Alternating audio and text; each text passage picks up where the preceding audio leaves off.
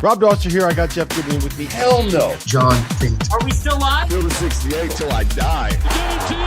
I'm sorry, man. I blacked out. Randolph Children. DJ Khaled, you not a big DJ Khaled guy? Hands thrown up and in. Goodman needs to be fired all the time. Josh Tasker. You're going to beat people straight up. You know the deal. Drink responsibly tonight. I'll be drinking with you. Jarrell McNeil. From the bluest of the blue bloods to the smallest of the mid-majors.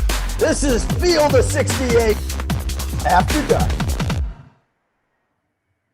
And it's getting dramatic on a late night edition of Field of 68 After Dark on this Tuesday, November 21st, 2023.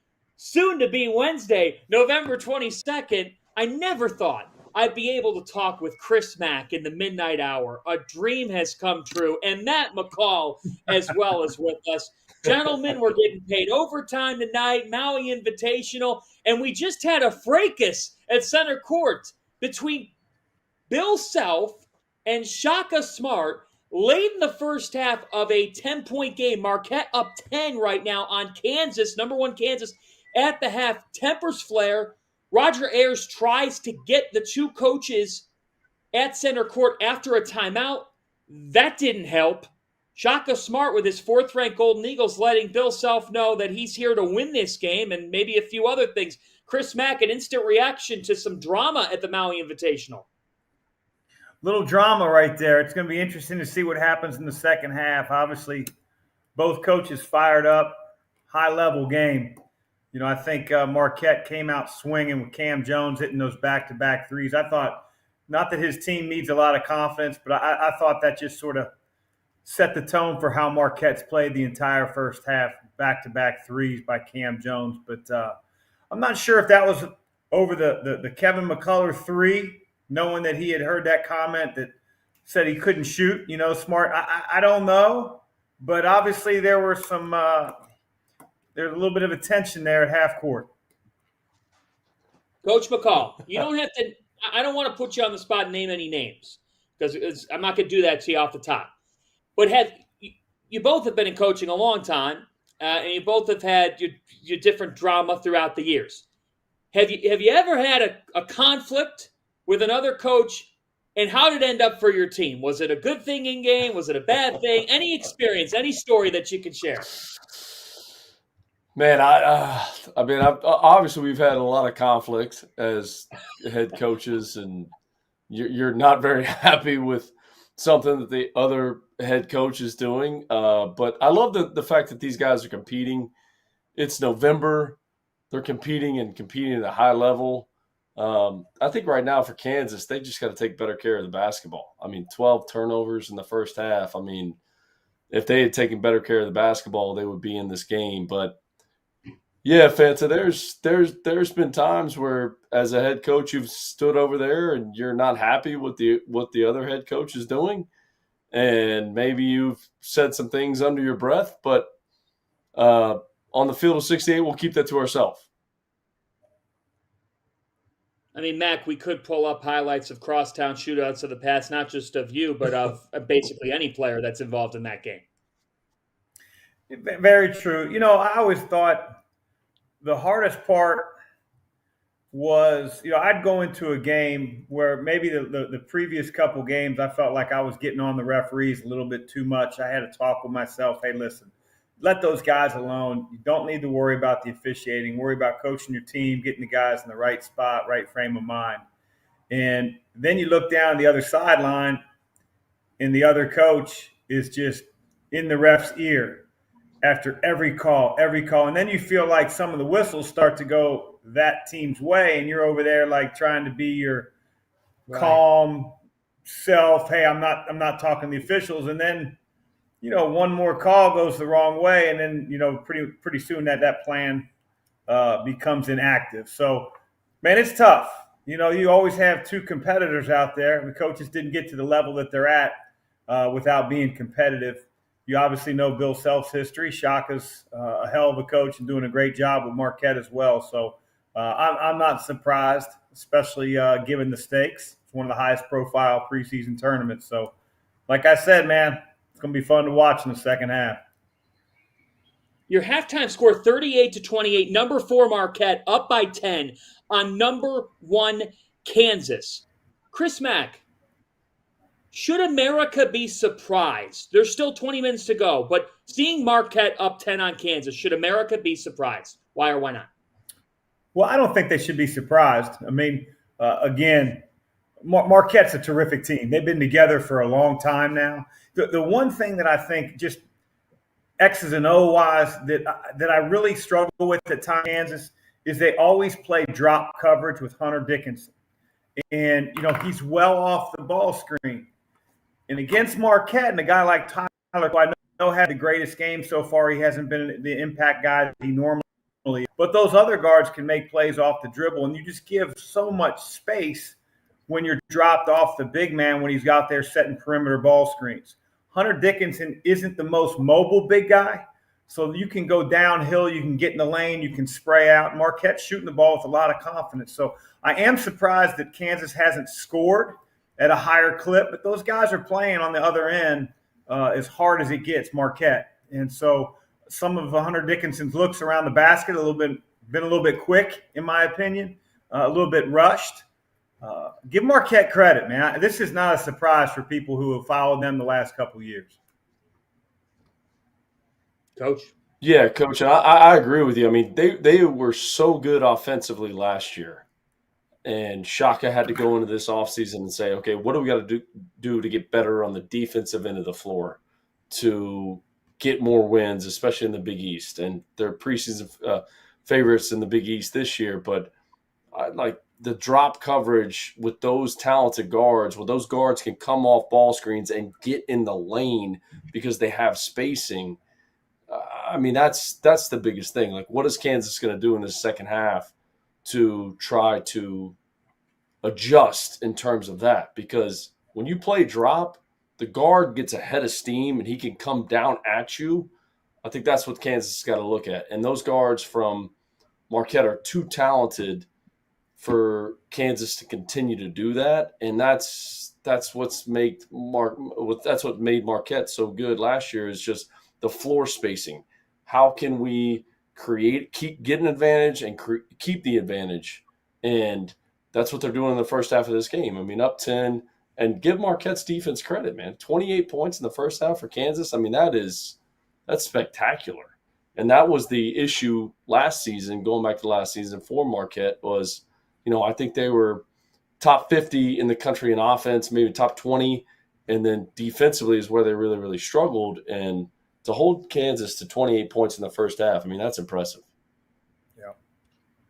It is. Marquette up by 10 on Kansas at the half. If you're just joining us, welcome to the Field of 68 After Dark. I'm John Fanta. Matt McCall's with us. Chris Mack is with us. Bill Self and Shaka Smart, the respective head coaches in this game, getting into an argument, a close to an altercation. Both had to get held back by their respective staffs. Then Roger Ayers tried to call them together, the head official, before the half, and that didn't work out either. A couple of F-bombs, if you will. Heat of the moment, top 5 showdown, living up to the hype. The winner of this game is going to meet the second-ranked team in America tomorrow, 5 Eastern time, the Purdue Boilermakers. We will have Purdue's Fletcher Loyer on the show shortly. He tied a career high with 27 points as Purdue beats Tennessee 71-67. Matt McCall, your immediate reaction to this game is? Well, I think Purdue is the best team in the country. I've always thought, going even into the season, it was Kansas was 1A, Purdue was 1B. Everyone wants to talk about what happened in the NCAA tournament, and they lost in the first round to Fairleigh Dickinson, but they also were ranked number 1 in the country for 7 straight weeks last season. And they're the best team.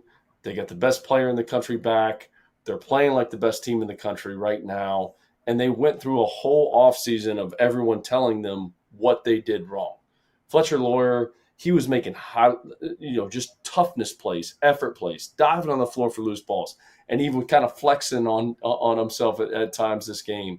I thought there were some really bad offensive possessions down the stretch of this game by Tennessee. I think Tennessee is really, really good. I think Dalton Connect is absolutely outstanding. I think Dalton Connect is one of the best players in the SEC, but I think Purdue is the best team in the country, and I think they showed it tonight, and we'll see what happens in the second half of this game in terms of Kansas and Marquette and who matches up with Purdue tomorrow night. But, man, they were outstanding, and Tennessee's a really, really good basketball team. Mack? Yeah, I just he had two teams that play with a lot of toughness and a lot of grit. And I know the game was especially ugly in the second half there for a period of 6 to 10 minutes where no one scored. Everybody was getting fouled. Every whistle was being blown. But, I give Purdue credit. They played a large majority of the second half without Zach Edey, and they didn't miss a beat.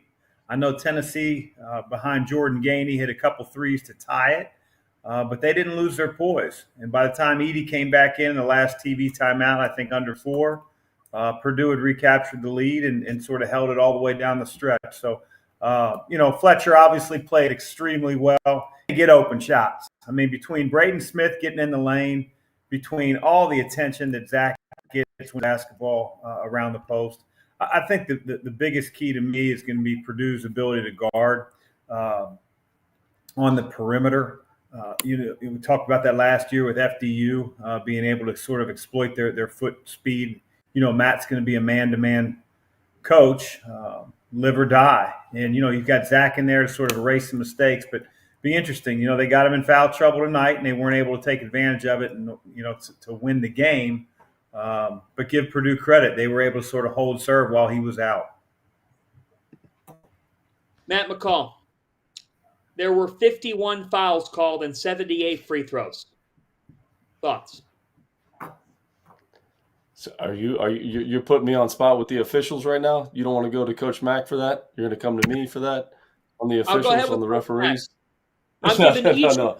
So I'll say this. Yep. So I'll say this in terms of officiating, and Coach Mack can attest to this. You get the commissioner of officials always comes into practice probably in late September, early October, and these are the adjustments. These are the points of emphasis this year. These are the rule changes. This is what we're doing. But referees are just like basketball players. They're just like coaches. At the end of the day, they ref the game on feel. And if you have a first half that they feel is really, really physical and they didn't call many fouls in the first half, there's going to be more fouls called in the second half. That's exactly because they're making adjustments just like coaches are making adjustments, just like players are making adjustments. So I didn't like how the game was officiated in terms of, disrupting the flow, but that's what they're supposed to do. And that's what happens. I mean, refs are the same. They ref these games on feel. They're human beings. They're not robots.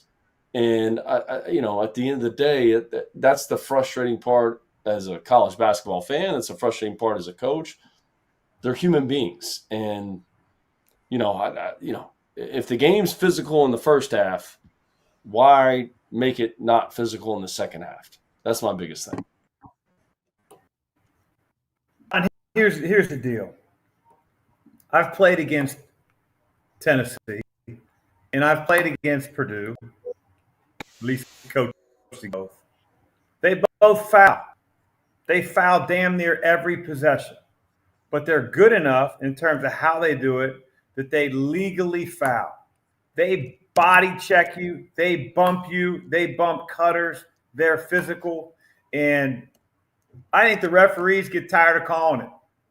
They hear the cat calls from the stands. They hear people bitching about, let them play, and they normally do. But I think that tonight, for whatever reason, probably what Matt talked about in the first half, they were letting so much stuff go that they decided to blow a little bit tighter in the second half. But I think if you really watch each one of those calls, I thought a lot of them were pretty good calls. But you don't see officials continue to call because they get tired of it. They get tired of hearing the coaches bitch. They get tired of fans complain. And so they let them go a little bit. They didn't tonight. And both Tennessee and Purdue have great reputations in terms of how they play defensively. They play physical, they legally foul, and they do it as well as anybody in the country, and that's why they're two of the best defensive teams in the country. Yeah, here's my broader take, okay, officiating aside. I think we would all agree that watching a game with 78 free throws is not enjoyable. It's not enjoyable for anybody. It's hard to officiate Tennessee. Zach Edey's the hardest player to officiate in the country. I don't envy officials. I don't think any of us envy officials. But for that to be the best college basketball match for the season to date, and for the product to be 51 combined fouls and 78 free throws, that falls on everybody involved in the game. And that brings up a bigger point, okay? Because it was a dumpster fire. That game was a dumpster fire of a watch. The bigger point is, can Tennessee win 6 games in a row in March Madness by playing this way? My thought to that is no. They can't. Again, they have trouble scoring. Where did Dalton Knecht go in this game, guys? Where did he go? He disappeared in the second half. Yeah, he turned the ball over a little bit. He besides that 3 at the end of the game that sort of I don't want to say it was inconsequential. You know, it got him within 1 possession, but he didn't play very well in the second half, and you know he didn't play as much either. You know, I think Coach Barnes didn't necessarily put him on the floor because he wasn't playing very well. But that's going to be Tennessee style, though, John. They're going to try to win the game 48-44 in the first and second and third round of the NCAA tournament. I just don't think they have the ability to score against really, really, really good teams. And at some point, that's going to cost them. Because there are some teams that, like, you can slow them down, but you're not going to hold them to 45 or 50. We just watched 2 of them that are at halftime right now. Right. Yeah, I think, too, Zakai Ziegler looked more like himself tonight. They went on the road and beat Wisconsin, and it wasn't even close. I mean, they went up there, and the game was really not even close. They handled their business, and Ziegler kind of was unsure of himself. You could still see. Tonight, I didn't think that. I thought Zakai Ziegler looked like, all right, I'm back. I'm not worried about my knee. I'm going out here, and I'm playing at a high level. And Dalton Knecht's new. How do we fit him in? He's had great games, but there's an adjustment period that goes through that as well. So can they make a run to the Final Four? I think it's way too early to tell. Do I think they're really, really good? Yes. Do I think Zakai Ziegler is back? And I think that's really important for this team? Yes. So I think we got to wait and see how that plays out. But don't discredit what they did on the road, versus Wisconsin. That was super impressive because that's a tough place to play. They win a lot of games. Their formula can be successful. And to your point, Knecht and Gainey, and now with Ziegler getting into his rhythm, like you see the options with them. You see the options with them. And tonight, let's face it, you guys are right with the fouls that it's hard to officiate that. I think the biggest issue that was brought up on the broadcast and that's been brought up all night is that the first 8 minutes of the game compared to the final 30 and change, there was zero consistency. If you're going to set the tone, keep it that way. You can't be inconsistent in how you officiate a game, right? Yeah. 1,000%. And I would say, and I'll ask Coach Mack this, in terms of Gainey's so talented offensively. It's kind of like Rick Barnes is so, his mentality is on the defensive end of the floor. And I think sometimes Gainey's not in there because does he think he's a liability on defense? But he stretches the floor, he spaces the floor he's so talented. I think Barnes is probably battling that at some point too. But the inconsistency of the officiating is something as a coach that you just bang your head up at times. We've got Fletcher Loyer coming on in just moments, guys. We're going to get to him, but for now we take a quick break after this. He had the career night for Purdue. The sophomore star, Fletcher Loyer, will join us to talk about the Boilers advancing to the Maui Invitational Championship game. If you haven't signed up for BetMGM yet, use the bonus code FIELD200 and you will receive $200 in bonus bets instantly when placing your first wager of at least $10 with BetMGM. Here's what you got to do. Download the BetMGM app. Sign up using the bonus code FIELD200. Deposit at least $10 and place your first wager on any game regardless of sport. You will receive $200 in bonus bets regardless of the outcome of your wager. Just make sure that you use the bonus code FIELD200 when you sign up. And remember, BetMGM is now available under one wallet in select states. As a New Jersey resident, this is super convenient for me when I have to go cover games in New York or Philly. When crossing state borders, just log into your existing account instead of having to create new accounts in each state that you go to. And most importantly, I got to let you know, we do have some fun stuff coming up for this college basketball season. Bet insurance tokens, college hoops odds boosts, my personal favorite, parlay odds boosts. So download the BetMGM app today.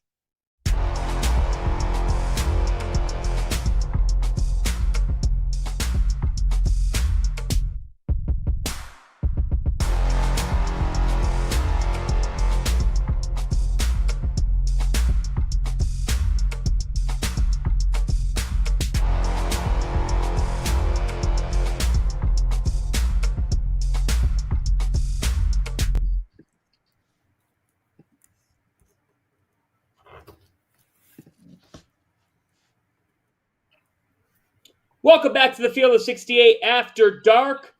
Marquette, the fourth-ranked team in the country, has opened up a 47-32 lead on number one Kansas. Golden Eagles running in transition. Chase Ross drills a three.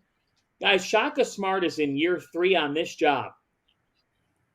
He won 29 games a year ago. They won the Big East regular season and tournament title. Chris Mack, you coach in the Big East. So you know the kind of job and the kind of place Marquette is. And I am sensing right now, at least on social, a lot of people are like, Marquette? Like, they're this good? They're this – well, all the pieces are in place at that job, are they not? All the pieces are in place at that school. Well, they certainly have the resources. They have the drive to be really good. And I give Shaka a lot of credit. You know, he's brought in his own guys. Most of them really young, most of them coming out of high school. He hasn't done it with 3 or 4 portal players. Not that that's the wrong way or the right way to do it. It's just the irregular way in terms of him putting a lot of freshmen on the floor the last couple of years. And now you're seeing those guys almost like yesteryear's mid-majors. You know, only the talent that he has is high major. The point guard that he has, obviously, is a transfer and a very good one. I think that people that really follow college basketball know this is not a surprise. They are really good. What makes them really good, Coach McCall? What makes them really good? Well, I think Shaka, too, is a really good coach. I think he's been through a lot. I think he goes to Texas and he learns and he grows, and the experience that he went through from Texas and the things that went well and the things that didn't go well. And, you know, when he was at VCU, how can I take some of those things and put them in place here at Marquette? I think that plays a factor in it. You know, he's a veteran coach now. He's coached a lot of games. He's coached a lot of ball plays. He's called a lot of ball plays. So I think that plays a factor in where Marquette is. And he's taking the right transfers. That's the other piece of it, right? When you take a job and you just say, hey, we're going to go in the transfer portal and we're going to try to, you know, accumulate talent and think it's going to work, you know, and Coach Mack knows this, like your locker room is the most important thing, right? Calling the ball plays, that is the easiest part of this. Designing a practice plan, that's the easiest part of this. Do your players get along? Do you have the right players? Did you bring in the right players? Did you take the right transfers? Like that's the challenging part, and he clearly did. And Tyler Kolek, man, I mean, what a story and what a career he's having. I mean, it's super impressive, and you can tell. I mean, they are a connected group, and that's the biggest piece. They are a connected group, and when you have a connected group, calling the ball plays is easy, and that's how you win games. All right, we've got our guests. Let's go out to Honolulu. We'll go all the way out to Honolulu on Field of 68 After Dark because he's the star of the night in college basketball. The sophomore star Fletcher Loyer joins now from somewhere in Honolulu. We'll try to – there he is. Okay, the great Chris Foreman. Chris, thanks for making this happen. And we'll get Fletcher Loyer on here with Chris Mack, Matt McCall. Fletcher, 27 points tonight, 6 rebounds in a 71-67 win over the Tennessee Volunteers. Fletcher here with us in just a moment after a great performance for the Boilers. They are on to the Maui Invitational Championship game. They will play at 5 o'clock Eastern time on Wednesday when they will take on the winner of Marquette and Kansas. Fletcher, thanks for taking the time with us all the way from Honolulu. Hey, what's it like when you could be out in Hawaii, you're scoring 27 points against a top 10 team, and you know that you get to play for a championship tomorrow in paradise? What's up? Can you hear me? We got you, man. Can you hear us? Our Wi-Fi is not. Our Wi-Fi. Well, Hawaii Wi-Fi, I'm not surprised there. Can you hear us okay? We're getting you clear signal-wise. You got us now?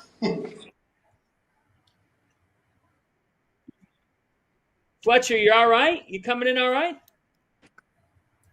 He just can't hear us. I don't think he can hear us. So we'll try to get him back. He was great tonight. And Purdue. What a performance. What a performance. Yeah, and don't you feel a little bit like sometimes we go, the outsiders, not you guys. The outsiders have gone hard on Purdue, right? With the loss last March Madness. It's always going to be with them. But like, McCall, you just said it. If they're not the best, they're as good as any team in the country. We can hear you, Fletcher. Can you hear us? Yes. Can you hear us, Fletcher Loyer? Can you hear us? We can hear you. Oh, you can. Yes. Can you hear us? Okay. Yeah, I can hear you guys. All right, Fletcher. I don't know if it's Jupiter or Hawaii. Fletcher, talk to us about the win tonight. Yeah. It was a real good game. It was a real good game. We had to fight, and it was pretty scrappy. Tough defense played on both ends. But with a lot of calls being called, it was a long game. We shot a lot of free throws, and we just had to battle. It was a fight from the beginning to the end.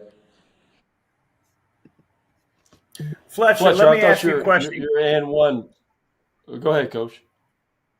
Fletcher, Chris Mack here. Great game tonight. Coming off of last night's game where you didn't play your best, what was sort of your mindset going into the game, against Tennessee? What's up, Coach? Good to hear from you. Yeah, I would just say that there was really 2 ways I could go about it. I could be sad and be pissed I didn't play too good, and but ultimately that's not how I am. I want to go out there and win. And when we got the win, obviously you don't want to go for 5 or for 6 or whatever it was, but in the end you get the win and you got another game the next day. You don't got to sit there a week and think about it. You got to sit in Hawaii and enjoy it with your teammates and go play the next day and prove yourself.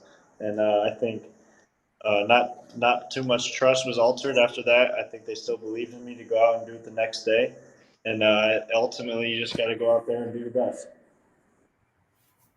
Well, you did a heck of a job, man. Congratulations. Good luck tomorrow. Thank you. Appreciate it. Fletcher, Matt McCall here. You're and one late in the game where you may have flexed a little bit.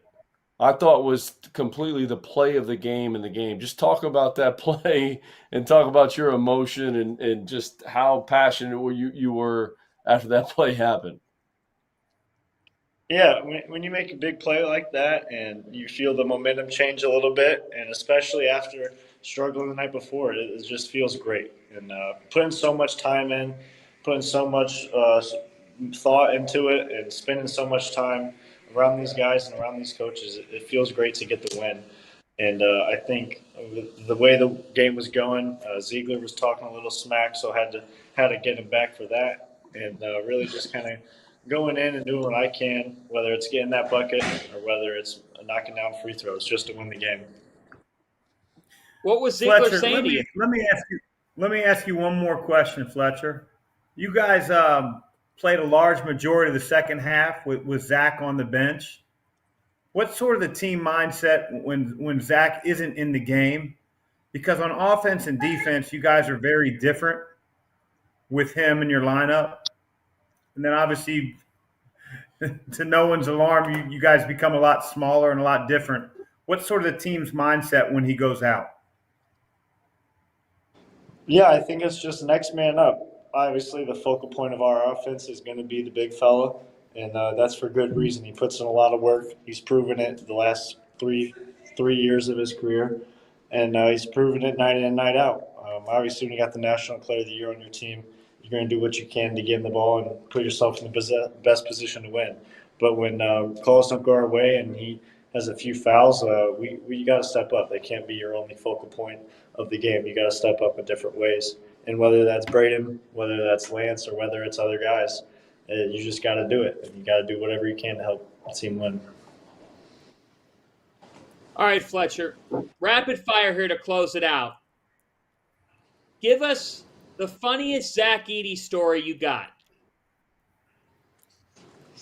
Zach's got quite a few, but living with him, I'd just say in the house we got just picking up his shoes or stepping on those size 20 shoes and him not even knowing they're there, even though they're pretty hard to miss. Is he messy? Is he clean? Who's organizing the house? I'd say he's more on the messy side, but our captain, Ethan Morin, got on his butt a little bit, and he's getting better. Who's the chef in this house? Who's the chef? Big Will Berg, redshirt freshman. He cooks up a little bit, but Zach will cook every now and then. But me and Ethan aren't on too much to the chef side. So what does an Edey meal look like? Oh, my goodness. When we eat, we'll go get a big plate of food. And then as we're finishing up pretty full for our next meal in 2 or 3 hours, he'll go get 2 or 3 of those plates and not even think twice. So that's just one way to put it. That is absolutely absurd. Thanksgiving is Thursday. You'd like to have a trophy in hand and a first place trophy, but I got to hear Fletcher Loyer's best 2 or 3 Thanksgiving food items. Lay them on us right now for the holiday. That's tough. I'm a big Thanksgiving guy, but I'm going to go with mashed potatoes and gravy and pumpkin pie. Do you Good like choices. Matt Painter? Do you like Matt Painter pulling off the Hawaiian look? Yeah, he's got a lot of different styles he can pull off. The Hawaiian one's just one he'll probably add to his repertoire now. Fletcher Loyer. Fletcher, thanks for joining us. Good luck tomorrow in the Maui Championship game. Yep, thank you guys. Have a good one. We appreciate it. Fellas, thoughts? Mack, any thoughts from that? Any thoughts about him? Just really impressive for him to be able to shake off. I mean, he said it very humbly, but to go 0 for 6 and not really be your night, and then turn around the next day and play one of the best defensive teams in the country and have the performance that he did. And, you know, as Matt mentioned before, a clutch and one to really change momentum and you know, give Purdue the opportunity to play for a championship tomorrow. He said it very gracefully and very humbly, but he was an assassin today in the semifinals.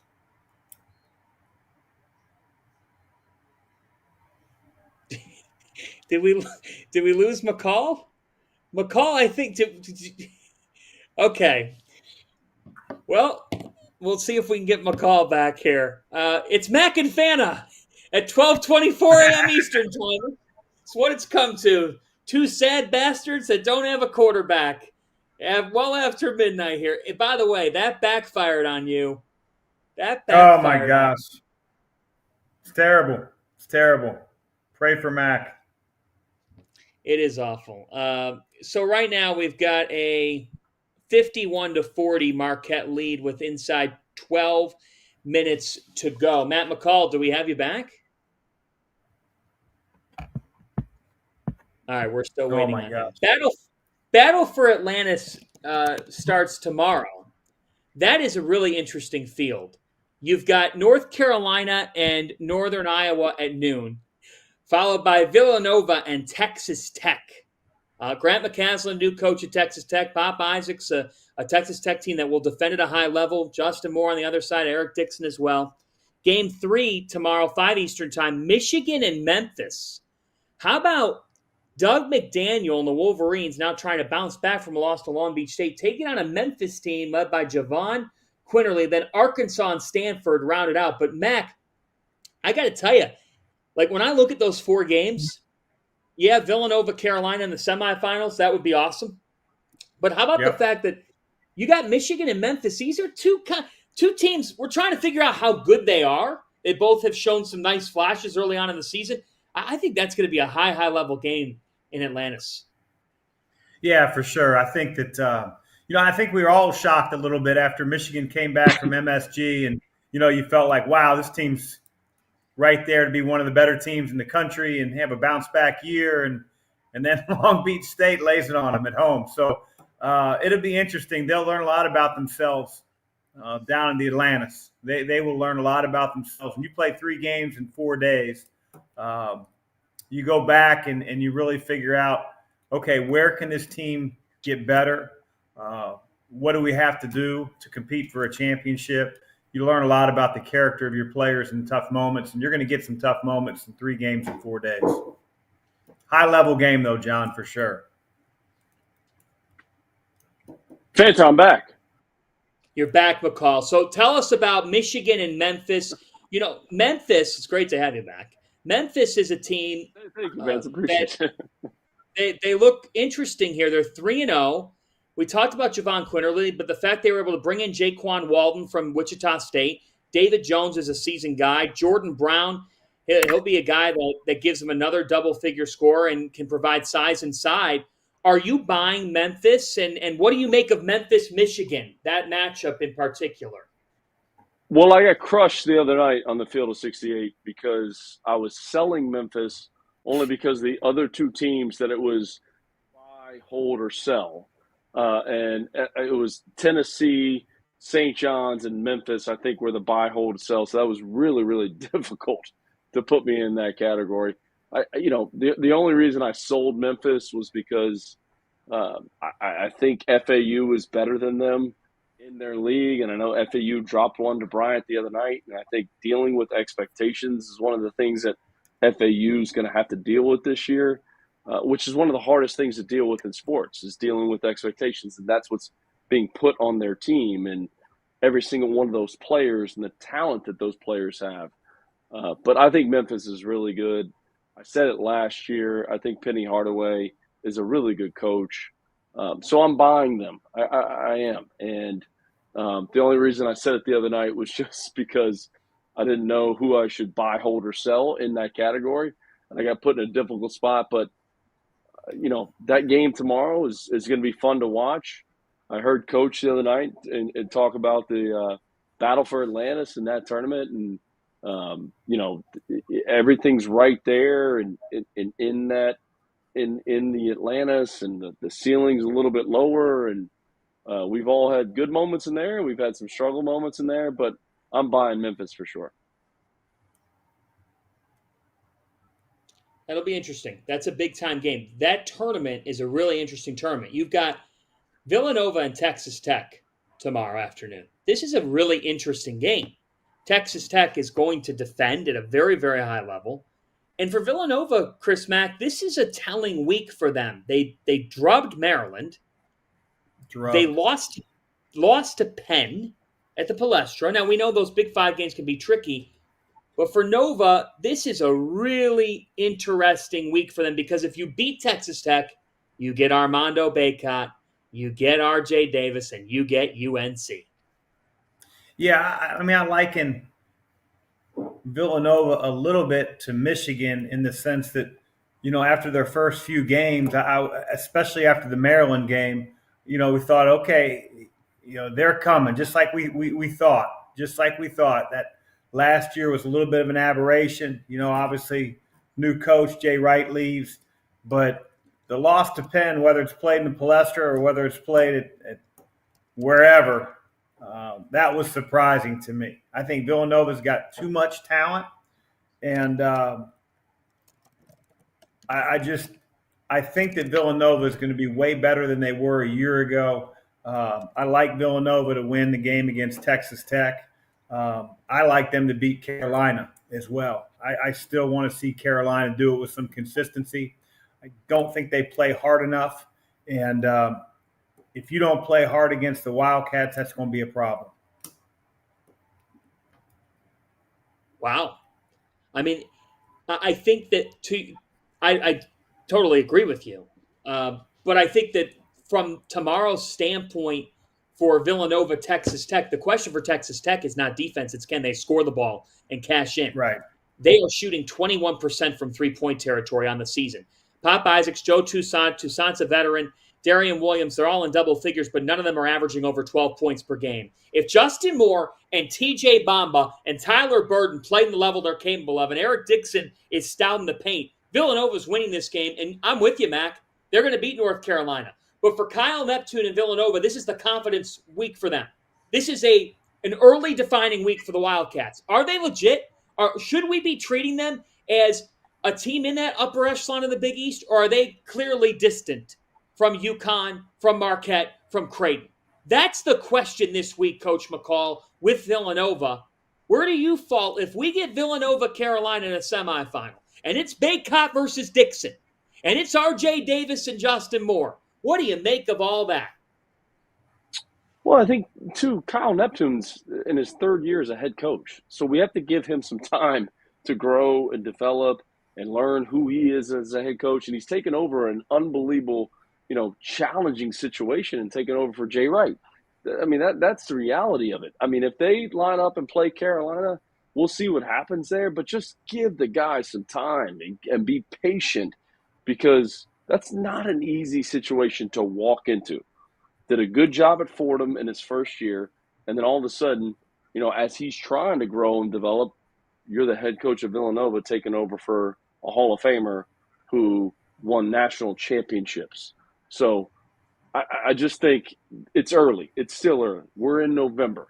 When we get to December, January, and February in terms of Big East play, let this team grow, let them develop, and let their head coach grow and develop, because it's so early in his head coaching career as well. Coach McCall, no one has patience in 2023. I'm with you though, but people aren't fair. Do you have patience with the do you have the patience with the Browns right now? Do you? I've gone through. He needs it. it. I do now. Yeah, I've gone through 37 head coaches in the last 25 years. I got no freaking use for it's a 5-year process. I don't have time to hear about. Do you think the Chiefs have patience with the receivers last night? They don't have any patience.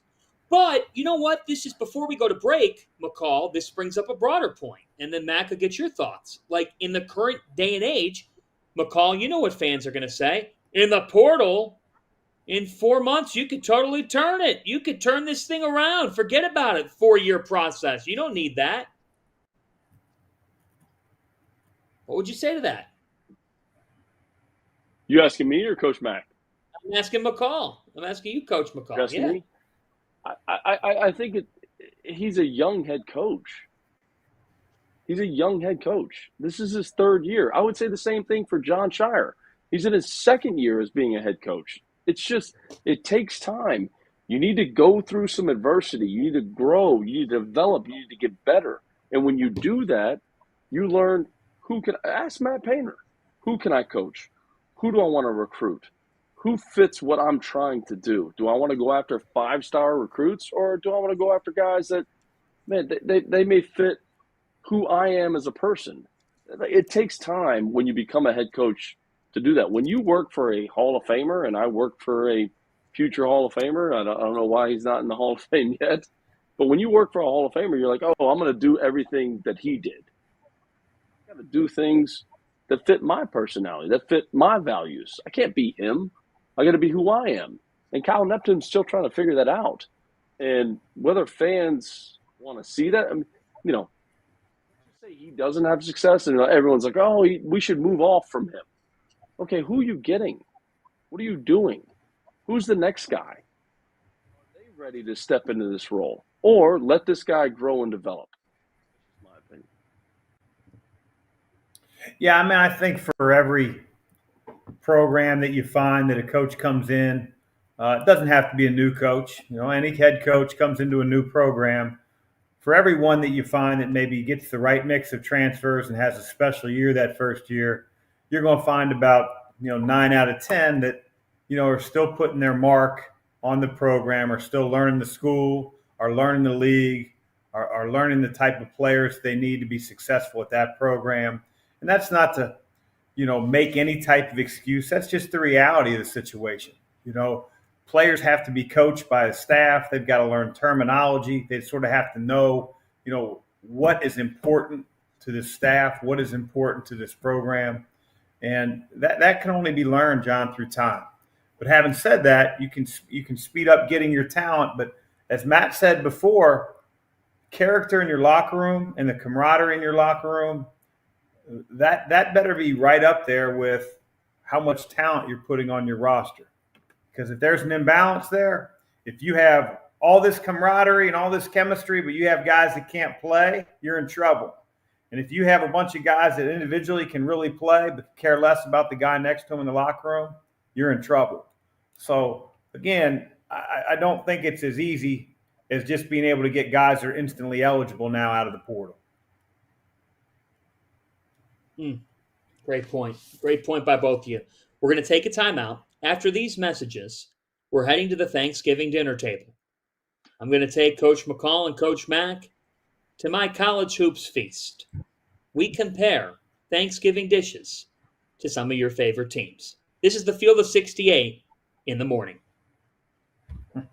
College basketball season kicks off this week, and there is no better way to get prepared for the wild finishes, the bad beats, and the total unpredictability of the sport that we all love than by purchasing access to the Almanac, a project that we at the Field of 68 partnered on with 3-Man Weave, Heat Check CVB, and Verbal Commits. Unlike last season, the Almanac is no longer a PDF. Rather, it is a website that features more than 1,500 words on each and every one of the 362 Division I teams in college basketball. We wrote more than 800,000 words in total. We spoke to every single Division I head coach to get a feel for the rosters, the rotation, the projected starter lineups, and what they think their team is going to look like this year. For everyone, from the bluest of the blue bloods to the smallest of the mid-majors, they deserve to be covered like they matter.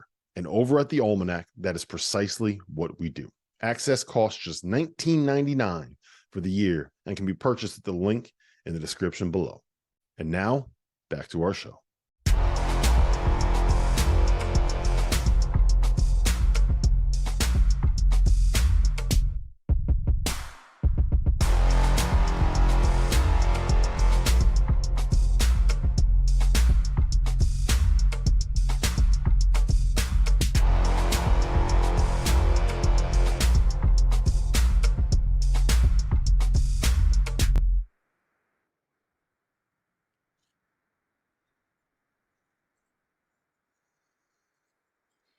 And welcome back to the Field of 68 After Dark. John Fanta, Chris Mack, Matt McCall with you. It's the morning show that never gets old, 12:38 a.m. Eastern Time. And we are here with all of you. I guess the natural question is, Mac, how do you want Jeff Goodman to pay for your overtime tonight, to pay out your Thanksgiving bonus? Well, Applebee's is probably closed by now, so I don't know. He's not going to. He's not going to pay me anyway. So, I'll just keep working for free for the Field of 68. I mean, So, like, Coach Mack, do you I think Applebee's was the only restaurant in Amherst, Massachusetts. So if I was still living up there, I think that he would definitely cover that tab. They did have cold Coors Light though. I'll give that Applebee's in Amherst, Massachusetts that. There you go. Everything's cold in Amherst, Massachusetts, though. That's the problem. Especially in the winters. Man, that was the worst place to go when we were in the A10 at Xavier. I can tell you that. Oof. Was that the most brutal road trip? Well, we always played them in February. I felt like late January, early February. Just like, it's cold down south. Then now you go up there. Oh man, everything's frozen. So Goodman texts the show Dunkin' Donuts gift cards, Mac. Dunkin' Donuts gift cards. Yeah, that's more like it. I'll take a Dunkin' Donuts gift card any day of the week for sure. I am all in on the peppermint mocha at Dunkin'. I'm all in on that. You don't like it? Oh my God! What? No. There's nothing right about peppermint in anything. It's the holiday season. You like peppermint patties? Yeah, I'm good with them. Oh my God. That's disgusting. Really? You're that's like eating toothpaste. Come on, man. Come on, fans. Come on, Mac. I'm a vacuum cleaner. If I can eat stuffing, I can eat a peppermint patty. You're that against a peppermint patty? Are you freaking kidding me right now? There's nothing that's beneficial in eating anything that's peppermint. I can promise you that. Wow. Okay. There you go, folks. We don't agree on our football teams. We don't agree on flavors either, McCall. All right, don't you put guys me ready in the middle of this, Fanta. I want to put you in the middle of it, but you're not doing it. What I am going to do is I'm going to invite you to my Thanksgiving table. I'm going to invite you to my Thanksgiving table where right now I will compare dishes to college basketball teams. Okay. Let's begin. The Field of 68 Thanksgiving feast. The turkey. 4 teams make up the turkey. It's a big bird. It takes up a lot of real estate. You got different kinds of meat. You got legs. You got breasts. You got everything in the turkey. It's a huge bird. So with that in mind, I got 4 teams. Kansas, they're still part of the turkey. I'm not writing them off because they're losing to Marquette. Purdue, Marquette, and Arizona. I mean, Zach Edey has to make up the largest portion of this bird, and he certainly gets it at the Thanksgiving table. Those 4 teams make up my turkey. Deep fry your turkey if you've never done it. Kansas, Purdue, Marquette, Arizona. They're the big bird. The stuffing. You know what I thought of with stuffing? I thought of toughness. I thought of in-your-face, resilience, not going to take no for an answer. Houston and UConn are my stuffing of college basketball at the Thanksgiving table. Houston is hard-nosed.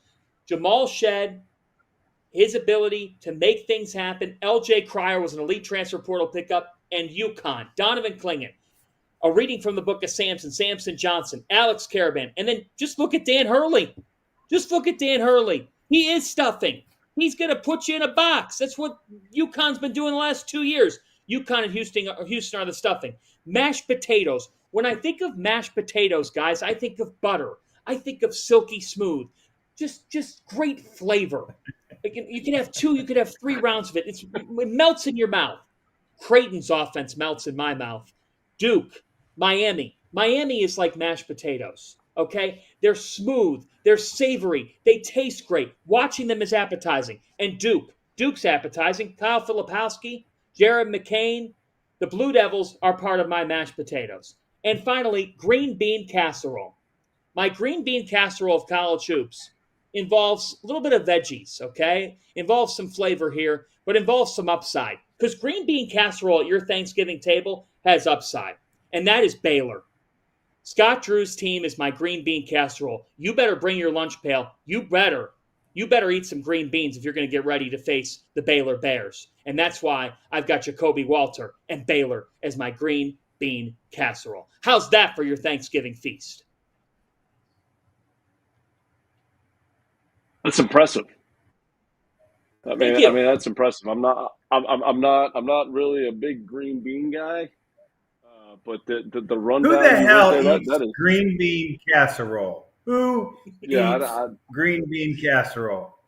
Between Not a green big bean green bean guy. casserole and peppermint patties right now, Fanta, you're losing it. You are freaking losing it. Okay, I mean, I don't know what to tell you. And I like all your reasoning. I really do. I don't know if I would use the word toughness when it comes to stuffing, but to each his own. To each his own. Well, yes, stuffing in a bird. North Carolina is mac and cheese. Cheesy, a little bit soft at times, but savory. They're fun to watch. We'll see how hard they play. If you screw up mac and cheese, it can be really screwed up. You can't screw it up. Yeah. But who does mac and cheese? You always tune in for Carolina because you never know what you're going to get. You're never going to turn down a bowl of mac and cheese. I don't know what pumpkin pie is. I don't know what pumpkin pie is. The dessert. I haven't gotten that far yet, but that's my kind of the preliminary Thanksgiving. So you're out on pumpkin pie, McCall. What are you in on? More of a pecan. More of a pecan pie guy. More of a pecan pie. Pecan. Okay. I'm out on the pumpkin pie. I'd go apple pie. You know what? For Coach. You know what? I'm in on Purdue. Purdue for me is the turkey. I think Matt Painter is one of the best coaches in the country. I don't care what's happened in the last couple of years in the NCAA tournament. I think he has spent hours and hours trying to figure out why we've lost in the first round, why we've lost in the second round, what's happened, why can't we advance in the tournament. So Purdue for me is the turkey. Stuffing is one of my favorite pieces of Thanksgiving meal. I love stuffing. I don't know why anybody doesn't talk about stuffing enough. The defending national champions, they just go up to New York. They win 2 games like it's nothing, and I don't think we're talking about them enough in terms of UConn. So, for me, I don't think people talk about stuffing enough. So I'm going to talk about UConn because I think that they are standing. I think Coach Hurley and what he's doing and dealing with expectations. And I talked about this earlier in terms of FAU. I think it's one of the hardest things to deal with in sports when everything now is on you. And I was at Florida, for those 2 years in the national championship years in a very, very small role as a graduate assistant coach. But I saw what that team did the first year and how hard it was for everybody the second year. And I know what UConn is going through this year. And it's just kind of nobody's talking about them. And then all of a sudden they just go up to New York and win by 18 both games. So that's my stuffing because nobody really talks about stuffing. Nobody likes stuffing, but I like stuffing. So that's my stuff. Got another one. Kentucky is cranberry sauce. You either love them or hate them. I like Kentucky. I really like Kentucky. And obviously youth is something that's not in their favor this early in the season. But I think as time goes on and some of those freshmen really get their legs under them and they get their big guys back, they're playing right now with, guys that aren't necessarily going to man the center position. They're doing a daggone good job. I mean, obviously they had Kansas in the same predicament that Marquette has them in now with about 10 minutes to go and they couldn't hang on. But they were at one point dominating that game. And I look at who Kansas has on their roster with their upperclassmen. I think it's just a matter of time as Kentucky gets older and more experienced throughout the year that they become one of the best teams in the SEC and one of the better teams in the country.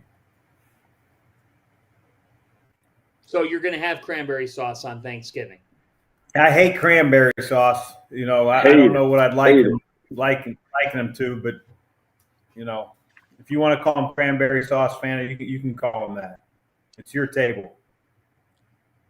Right. Will either of you two, Mack, I'll start with you. Will you cook it all on Thanksgiving? Do you have any responsibilities? What's going on? I've got my side of the family down here at our house in Florida, and we probably have about 14 or 15 of us. And there are a few of us that I'm not doing the turkey. My brother's going to do the turkey. but I'm going to make mac and cheese, ironically, as we were talking about it before. So I'm going to do a little in the smoker, some mac and cheese. So I'm looking for some good recipes on TikTok. I've narrowed it down to about 3 or 4. Feel really good about where this is heading for Thursday. Wow. I'm impressed. McCall? I am due east of Coach Mack right now. I'm a little bit southeast of him in Jupiter, Florida. I have my in-laws here. My wife is a fantastic cook. So I'm going to be hanging Christmas lights on the outside of our house on Thanksgiving Day, getting ready for the day after Thanksgiving to set those lights. I'm kind of like Clark Griswold, in terms of the lights on the house. We try to make a big deal about it. The kids love it. So I'll be focused on the lights, and I'm going to let my wife and her mom focus on the cooking. Good plan. Well done. Really good plan. And hoping there's some Coors Light in the fridge too. That's what I'm hoping. Yeah, so I have Great Lakes Christmas Ale. Okay, so Great Lakes Brewery is in Cleveland, Ohio, the best city in the world, and Great Lakes has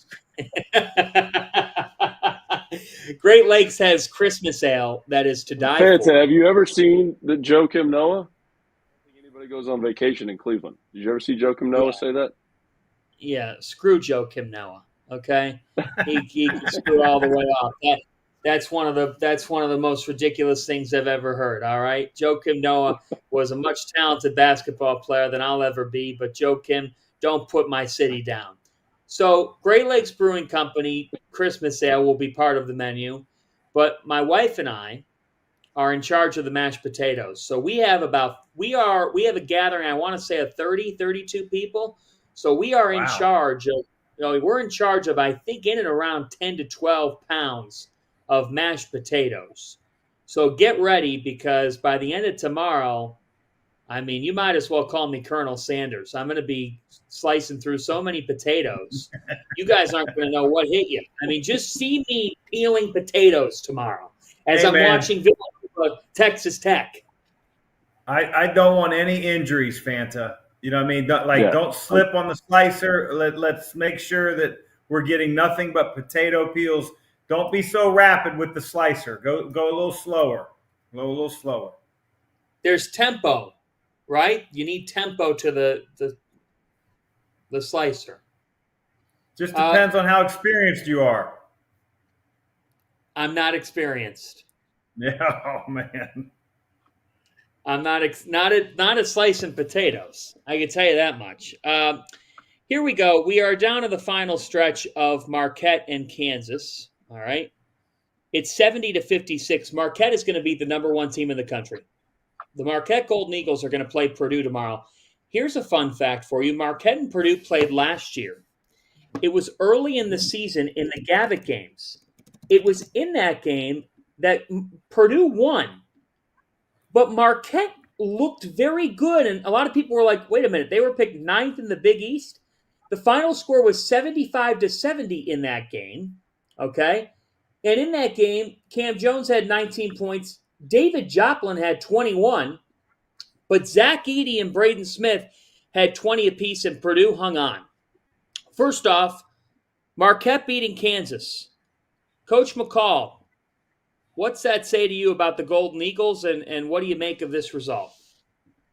Well, I think it's the reason that a lot of us have picked Marquette to win the Big East. And, UConn is right there. There's other, really good teams in the Big East, but this is what we expected from them. For Kansas, I mean, they turned the ball over 18 times as of right now, and there's 2.5 minutes to go in the game. So I think they've got to figure that out. But Marquette essentially returns everybody. They have a really good team. Their offense is explosive. Defensively is where they need to get better, like we talked about earlier today. But a lot of us picked them to win the Big East. And so this is not a surprise. Tomorrow night versus Purdue, that's going to be a lot of fun to watch. You got floor spacing with Marquette. How do they play? Zach Edey, everything, pulling him out, trying to make him guard pick and rolls. How does he handle that? But that's, we'll see who the best team in the country is. But, I don't think this is a shock. I don't think it's a surprise. I think it's a shock and a surprise that Kansas turned it over as much as they did tonight. But we'll find out who's the best team in the country for sure tomorrow night. Shaka at halftime used the word connectivity. And if you know Shaka at all behind the scenes and what's important to him, and I know it's a buzzword with every coach, but he preaches, teaches, and coaches culture in his program every single day. And I think he learned a whole lot at Texas. And he's come into Marquette, didn't bring in 7 or 8 transfers. And they were a connected team all year, a year ago on their shoulder. They know good now, and they're still playing very, very connected. And I know that Zach Edey isn't Hunter Dickinson, but this was good preparation because they're going to play the best big guy in the country tomorrow after playing one of the best today. It would be interesting to see because, Purdue is better defensively than Kansas. And I think in some ways harder to guard because Zach, I think, is obviously he's just bigger. He's just different. You don't see that, but maybe once in your career or twice in your career, unless you're in the Big Ten. So it's going to be a great championship game. Obviously, you mentioned Marquette playing Purdue a year ago, so they're not going to be in awe. They're not going to be like, hey, what is this going to present? How's this going to look? Those guys were on the floor a year ago. And so they're going to come in with a lot of confidence based on these last 2 wins. It'll be very interesting tomorrow in that championship game. 73-59, the final. The number 1 team in the country goes down. Marquette beats Kansas, and it is just the 3rd time in Marquette program history that they have beaten a number 1 team in America. And get this, it is only the 2nd time that Marquette has beaten a number 1 team in America in non-conference. The other time was March 29th, 2003. Marquette beat Kentucky to advance to the Final Four behind Dwayne Wade, who had a triple-double. Dwayne Wade was sitting courtside tonight as Marquette beat number 1 Kansas. How about that? It is the 3rd win in program history versus an AP number 1 team, and the first since 2017 when Caden Reinhardt and Marquette beat Villanova on a wild night in Milwaukee. The Golden Eagles get it done. It is their first win over Kansas since 1974. Wow. And Fanta, how about this?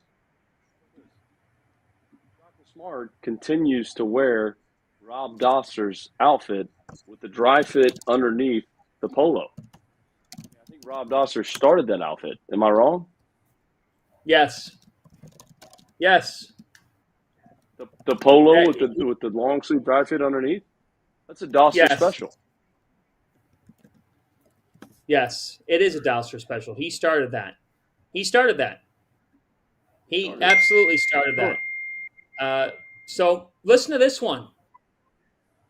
Marquette will play number 2 Purdue tomorrow, becoming the first team to play AP number 1 and number 2 on back-to-back days. Wow. Since 1972. Bill Walton was playing for UCLA. So think about that. That's how good the Maui is. Marquette, to win this thing, will have to beat number 1 and number 2. Who do you like tomorrow night? Call your shot, Chris Mack, Marquette or Purdue? I'm going to go with Marquette. Wow. I'm going to go with Marquette. I just that's a tough ask. I know he didn't play 40 minutes tonight, but that's a tough ask for a big guy to go 3 nights in a row like that. And I think Marquette's playing with a ton of energy. We mentioned that one of Purdue's shortcomings a year ago was their ability to guard on the perimeter. And they're going to face some really good perimeter players tomorrow night. It'll be very interesting to see how Purdue defends in ball screen situations. They're going to see a lot more of them. Tennessee is not a team that runs very many ball screens. Ziegler will get some, but for the most part, they're very pin down heavy, and those guys are curling in the lane and making plays at the rim and kicking it out that way. They're gonna face a lot of ball screen action tomorrow night, especially in transition with Tyler Kolek. So I won't be surprised either way. Both teams are good enough to beat one another, but 3 games in 3 days, I'm going to go with Marquette. McCall. I want to pick Purdue because I think they're the best team in the country. I agree with Coach Mack in terms of, 3 games in 3 days. Zach Edey, how is he guarding pick and rolls? I think the floor spacing for Marquette is going to cause Purdue a lot of issues. I think turnovers continue to be an issue for Purdue. Marquette will pick up at times and create some of those turnovers. So I like Marquette tomorrow. If I was a betting man, the only time I bet is on the golf course, only because I can control every single swing I hit. But if I was a betting man, I would take Marquette because like Coach said, 3 games, 3 days. Zach Edey, how is he guarding pick and rolls? How are they doing that with him? Just the floor spacing for them and the turnovers for Purdue. That's something they got to get corrected. I'm going with Marquette. I think also Iguodala is going to be able to hang in with Zach Edey, and Marquette's quickness from a guard perspective with not just Tyler Kolek and Cam Jones, but the way Sean Jones has played. They're going to be able to guard Braden Smith. They're going to be able to guard Fletcher Loyer. Marquette is deeper than Purdue. It will show in the Maui Invitational Championship game. Marquette beats Purdue. The Golden Eagles will beat number 1 and number 2 on back-to-back days. And based on research, it does not look like anybody has ever done that in the history of college basketball. Marquette will be ranked number 1 on Monday. That's my prediction. Obviously, if you win these 2, you're going to be. Toast of the night. Toast of the night. Do we want to – anybody that you want to toast? Coach McCall, go right ahead. I'm going to toast Shaka Smart and Marquette. I mean, they knock off the number 1 team in the country. Coach Smart and the job that he's doing there at Marquette and learning from his experiences at Texas. And he was down there in the defensive stance all game today. So I'm going to toast Marquette. Mack. Yeah, I'm going to go off the beaten path a little bit. I'm going to take one of Marquette's players and Sean Jones. Here's a kid from Columbus, Ohio that, wasn't very highly recruited, to be quite honest with you. And I think that, he's worth his weight in gold. Shaka calls him the quickest player in the country. He came in tonight and was terrific in the first half, and along with Cam Jones sort of set the tone in the first half for who Marquette was going to be, not just in that half, but in the entire game. And so my toast of the night would be the Ohio native, Sean Jones. I'll go off the beaten path to the Sunshine Slam. Championship game was tonight. Number 18, Colorado, goes down. Leonard Hamilton and Florida State get my toast of the night. Why? Because Florida State lost to Florida just 4 days ago. They responded. They beat UNLV. They beat Colorado. How'd they do it? I'll tell you how they did it. Jameer Watkins was a big-time transfer ad for Florida State from VCU. Tonight, 18 points, 11 rebounds, 4 assists. He had 4 steals as well. He was fantastic. And not just Jameer Watkins, but Jalen Worley. Worley had a great game, 19 points tonight for Florida State. Worley's a leader. He's a junior at 6'7". The Seminoles beat a well-coached, good Colorado team. That's a good win for the ACC and a great win for Florida State to propel them going forward. Thought Leonard Hamilton really coached a great game, as he normally does. Florida State, you're my toast tonight. Marquette, you're our toast tonight. Chris Mack, Matt McCall, a happy Thanksgiving to both of you. You too, John. Fanta, I hope those mashed potatoes are fantastic, buddy. Hope those mashed potatoes are fantastic. And I'll be sure when I'm done hanging my Christmas lights, I'm going to take a picture and send them right to you. Please send it over. I'll send you guys my green bean casserole. For Trevor Valise, our producer, for Chris Mack, for Matt McCall, I'm John Fanta. Here's to hoping some Dunkin' Donuts gift cards are sent our way, gentlemen. Happy Thanksgiving. Field 68 After Dark comes your way tomorrow night, 11 Eastern time. We'll see you